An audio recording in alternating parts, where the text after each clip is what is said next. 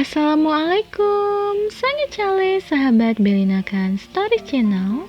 Pada video kali ini, saya akan membahas mengenai prosesi pernikahan di Pakistan. Sebelum saya melanjutkan pembahasan, bagi para sahabat yang baru bergabung, jangan lupa untuk subscribe. Dan bagi yang sudah subscribe, jangan lupa bantu support channel ini dengan cara like, komen, dan share ya. Dan juga jangan lupa untuk memfollow semua sosial media saya. Untuk video dan foto-foto yang ada di video ini, saya bekerja sama dengan fotografer dari Pakistan, yakni Mr. Mahmas Ayub yang berdomisili di Lahore. Jadi, bagi para sahabat yang mau menambah pengetahuan mengenai pesta pernikahan di Pakistan, khususnya di Lahore, bisa dikepoin ya sosial medianya, dan jangan lupa untuk follow Instagram dan Facebooknya ya. Oke, kita masuk kepada topik utama kita, yakni prosesi pernikahan di Pakistan. Kali ini saya ingin berbagi informasi dan mengedukasi mengenai tradisi pernikahan di Pakistan. Untuk pernikahan di Pakistan pada saat ini sudah mulai banyak yang love marriage ya. Jadi di Pakistan itu memiliki tradisi perjodohan atau yang dikenal dengan istilah arranged marriage. Apa itu arranged marriage? Arranged marriage adalah proses perjodohan yang dilakukan oleh pihak keluarga laki-laki kepada pihak keluarga perempuan. Jadi yang menjadi pihak keluarga perempuan ini atau si perempuan calon pengantin ini adalah keluarganya, atau bisa disebut dengan sepupu jauh, atau bisa juga wanita di luar keluarganya, namun sama-sama Pakistani, yang mana dalam proses ini tidak ada paksaan atau dapat dikenal dengan istilah forced marriage. Untuk arranged marriage ini berdasarkan hasil survei saya, arranged marriage di Pakistan saat ini di angka 60% dan untuk love marriage ada di angka 40%. Pernikahan di Pakistan itu dilaksanakan berdasarkan atas persetujuan kedua belah pihak. Jadi si orang tua lelaki akan menanyakan kepada anak lelakinya apakah bersedia atau menyetujui untuk dilaksanakannya perjodohan ini dan maukah menerima si wanita tersebut. Untuk lebih jelasnya, saya akan membahas tahapan prosesi pernikahan di Pakistan. Ada 7 tahap proses pernikahan di Pakistan. Yang pertama, masa pengenalan. Yang kedua, engagement. Yang ketiga, nikah. Yang keempat, mehendi. Yang kelima, barat. Yang keenam, ruksati, dan yang ketujuh, walima. Oke, saya bakal jelasin satu persatu biar para sahabat makin jelas dan bisa memahami. Untuk tahapan yang pertama, yakni masa pengenalan, bagi pasangan yang arranged marriage dan love marriage, tahapan ini tetap dilaksanakan, yang mana pada tahapan ini masa untuk keluarga calon pengantin pria dan wanita saling mengenal dan mengetahui tentang keluarga masing-masing. Bagi yang arranged marriage di luar keluarga, calon pengantin pria dan wanita tidak saling mengenal. Jadi mereka setelah terjadi kesepakatan dan akan bertunangan barulah diperlihatkan fotonya masing-masing. Kecuali jika mereka masih sepupu ya. Yang melakukan tahapan ini adalah para orang tua dan orang yang dituakan. Jadi pada tahapan masa pengenalan ini memakan waktu ya, tidak bisa terlaksana hanya dalam 1 atau 2 kali pertemuan saja. Tahapan ini memang memakan waktu yang lumayan hingga kedua belah pihak keluarga merasa yakin dan kedua belah pihak keluarga menyetujui untuk menikah. Pada tahapan terakhir dari masa pengenalan ini, yang akan dibicarakan adalah masalah mahar, tanggal pernikahan, nikahnya di mana, setelah menikah akan tinggal di mana, biaya pernikahan, setelah menikah apakah boleh bekerja atau tidak. Setelah setuju atau di Pakistan biasa dikenal dengan istilah H atau oke, barulah masuk ke proses tahap kedua. Oke, kita masuk ke poin kedua, yakni engagement, atau di Pakistan dikenal dengan istilah rista, atau di Indonesia dikenal dengan istilah tunangan. Pada tradisi ini, pihak laki-laki memberikan hantaran berupa baju, sepatu, tas, dan pastinya cincin emas tanda pengikat antara si lelaki dan wanita. Di Pakistan, pelaksanaan engagement terbagi menjadi dua jenis ya. Yang pertama, engagement hanya pertunangan saja. Yang kedua, engagement plus nikah. Di sini tunangan plus ijab kabul ya, atau di Pakistan dikenal dengan istilah nikah nama. Nah, engagement plus nikah gimana sih? Sabar ya, saya bakal bahas di poin selanjutnya. Sampai di sini, bagi para sahabat yang memiliki relation dengan warga negara Pakistan, pastikan dulu pasangannya tidak terikat engagement. Jikapun terikat engagement, ditanyakan dulu engagement saja atau engagement plus nikah. Dan untuk para sahabat yang sedang relation dengan warga negara Pakistan, sebelum memutuskan untuk menjalin hubungan atau relation dengan warga negara Pakistan, pastikan dulu apakah si lelaki ini akan dijodohkan atau tidak, sehingga untuk meminimalisir terjadinya ghosting ataupun patah hati dan kekecewaan di kemudian hari. Oke, kita masuk ke tahap ketiga, yakni nikah. Nikah di sini di Pakistan itu dikenal dengan istilah nikah nama, atau di Indonesia itu dikenal dengan istilah ijab kabul. Namun, nikah di Pakistan berbeda dengan pengertian di Indonesia. Jika di Indonesia, ketika seorang wanita dan lelaki telah melakukan prosesi ijab kabul, maka si lelaki dan wanita itu bisa untuk bersatu. Namun di Pakistan, walaupun si wanita sudah nikah alias ijab kabul, namun belum bisa nyampur ya dengan si suami sebelum prosesi ruksati. Jadi nikah namun belum disentuh dan si wanita tetap tinggal dengan orang tuanya ya. Pada umumnya, nikah di Pakistan itu dilaksanakan sebelum acara mehendi atau setelah acara mehendi. Untuk lebih jelasnya, kita masuk ke poin selanjutnya.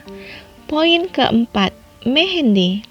Bagi para pasangan yang belum nikah, maka mehendinya dilaksanakan di rumah masing-masing alias mehendi terpisah.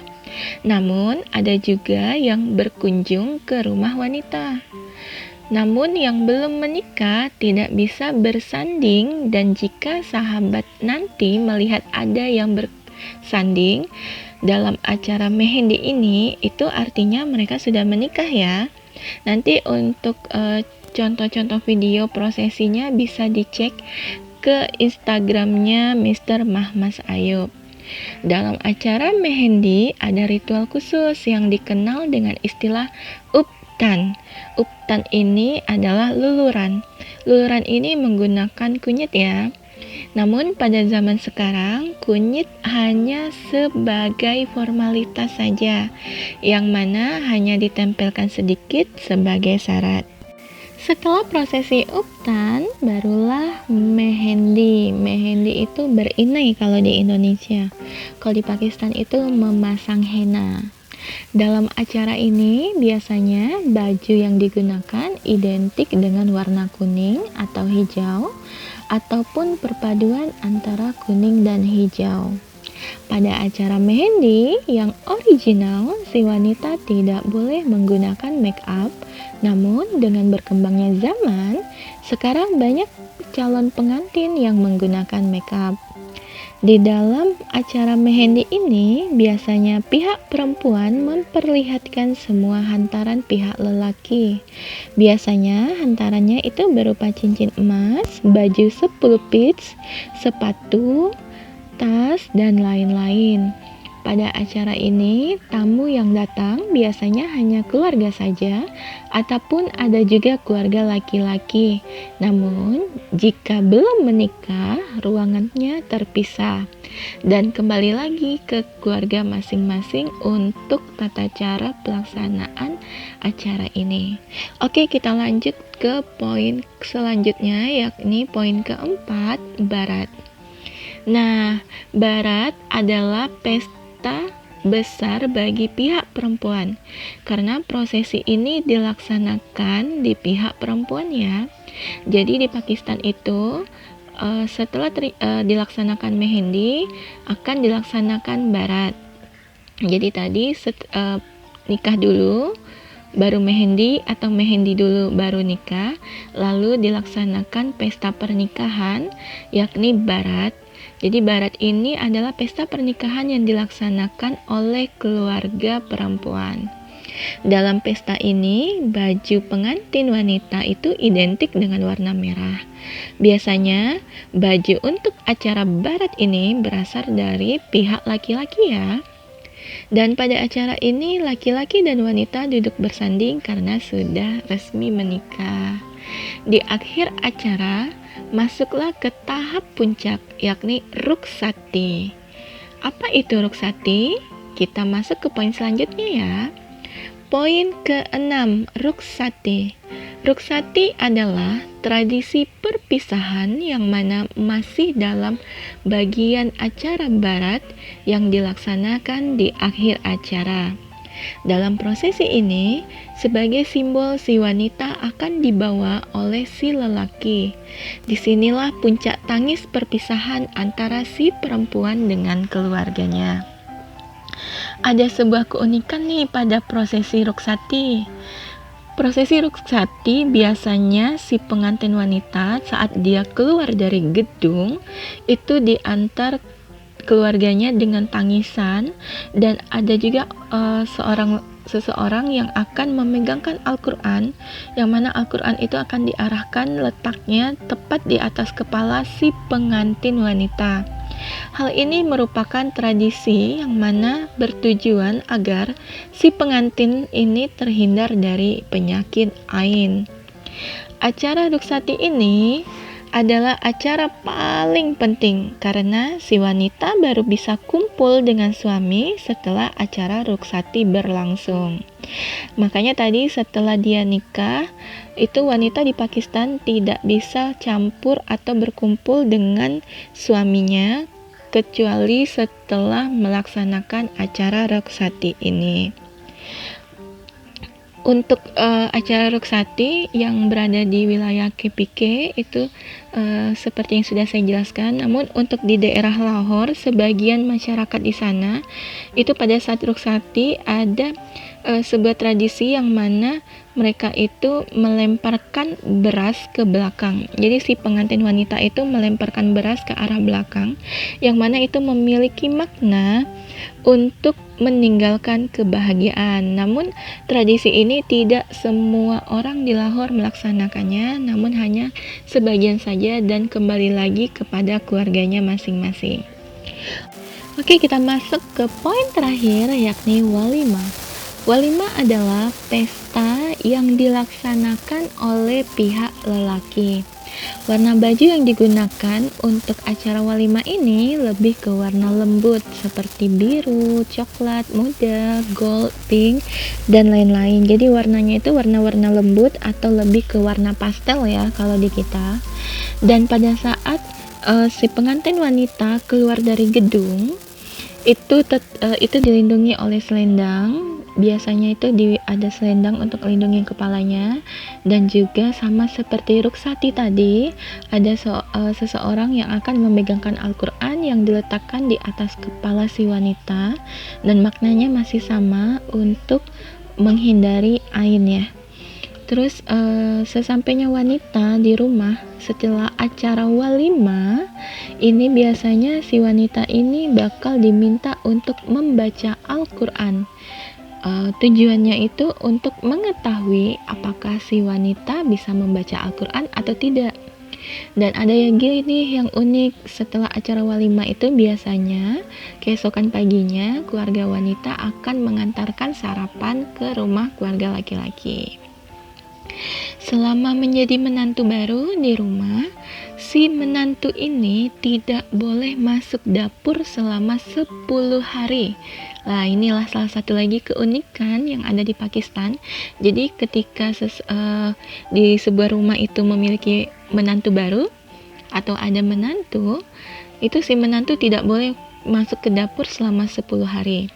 Dan setelah 10 hari barulah menantu boleh pulang ke rumah orang tuanya untuk 1 atau 2 hari, lalu kembali lagi ke rumah suami. Pada saat si menantu sudah kembali lagi ke rumah suami, maka si menantu ini sudah bisa masuk dapur ya. Dan uniknya lagi, pada saat menantu pertama kali masuk dapur, menantu akan membuat makanan manis. Dan makanan ini akan dikirimkan kepada para tetangga sebagai simbol untuk memberitahu bahwasanya menantu yang berada di rumah itu sudah masuk dapur. Nah, bagaimana para sahabat? Unik dan menarik kan culture proses pernikahan di Pakistan ini? Bagi para sahabat yang masih penasaran mengenai kebudayaan, jangan sampai ketinggalan ya untuk video-video saya selanjutnya. Dan jangan lupa untuk mensupport channel ini biar saya lebih semangat lagi dalam memberikan informasi dan mengedukasi mengenai regulasi hukum mengenai kebudayaan Indonesia dan Pakistan. Untuk para sahabat yang ingin berkomunikasi dengan saya, bisa melakukan dengan via DM, ataupun bagi para sahabat yang ingin lebih tahu lagi, ingin menggali informasi lebih dalam lagi mengenai relation dengan Pakistani, bisa bergabung di grup private khusus wanita yakni Zargia Pakistan Indonesia, atau saya sebut Zapin ya. Itu khusus grup wanita. Dan ada grup Inpario Indonesia Pakistan Relation Official. Ini grup ini adalah grup mix Pakistani dan Indonesia. Jadi bagi para sahabat yang memiliki pasangan, yang pasangannya itu kurang paham ya, kadang untuk berkomunikasi dengan orang Pakistan ini agak sulit ya. Terkadang di saat si pasangan menyampaikan informasi, si Pakistaninya ini kadang tidak percaya atau kurang yakin apakah informasi tersebut benar atau tidak. Silahkan bisa gabung di grup ini dan saya bakal berkomunikasi. Dan untuk grup satu lagi yakni Pakistani Wife Community from all the world, itu khusus untuk yang sudah menikah dan khusus untuk abort ya. Jangan lupa untuk follow Instagram saya, juga bisa follow TikTok saya. Di sana juga saya bakal memberikan informasi-informasi secara singkat mengenai fakta valid tentang Pakistan, dan juga bisa berkomunikasi dengan saya melalui Facebook saya. Dan untuk para sahabat yang sudah menonton video ini, saya ucapkan terima kasih, syukriya, dan jangan lupa untuk like, share, dan juga komen di bawah ya. Terima kasih. Assalamualaikum.